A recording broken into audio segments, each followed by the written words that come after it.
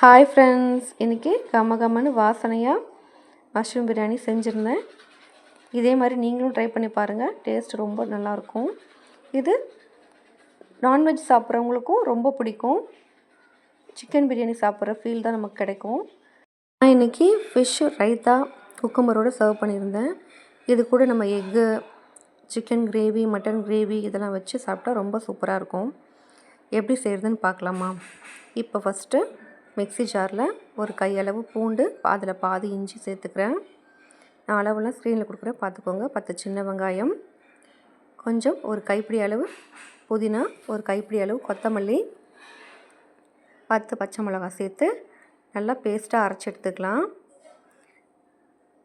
இப்போது ஃபஸ்ட்டு பாத்திரத்தில் எண்ணெய் சேர்த்துட்டு ஹோல் ஸ்பைசஸ் சேர்த்துக்கலாம். நெய் கொஞ்சம் சேர்த்துக்கிறேன்.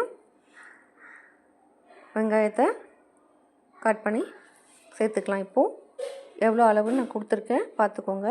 வெங்காயம் நல்லா வதங்கினதுக்கப்புறம் தக்காளி சேர்த்து அது நல்லா ஸ்மாஷ் ஆகிற அளவுக்கு வதக்கிட்டு இப்போ அரைச்ச பேஸ்ட்டை சேர்த்துட்டு நான் 3 பேக்கெட் மஷ்ரூம் எடுத்திருக்கேன், அதையும் கட் பண்ணி சேர்த்துருக்கேன். இப்போ எல்லாத்தையும் மிக்ஸ் பண்ணிவிட்டு 1 ஸ்பூன் மிளகாத்தூள், 1 ஸ்பூன் தனியாத்தூள், மஞ்சத்தூள் 1 டீஸ்பூன் சேர்த்துட்டு 1/2 கிளாஸ் தயிர் சேர்த்துக்கிறேன்.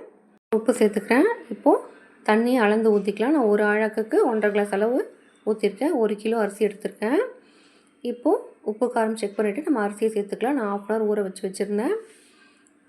நம்ம தயிரோடு சேர்த்து தான் தண்ணியோட அளவும் கால்குலேட் பண்ணிக்கணும்.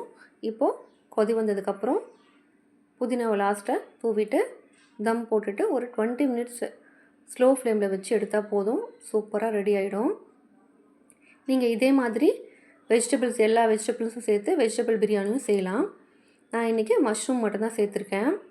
லாஸ்ட்டில் கொஞ்சம் நெய்யை போட்டு இறக்குனா டேஸ்டியாக இருக்கும். நெய் வேணான்றவங்க ஸ்கிப் பண்ணிக்கலாம்.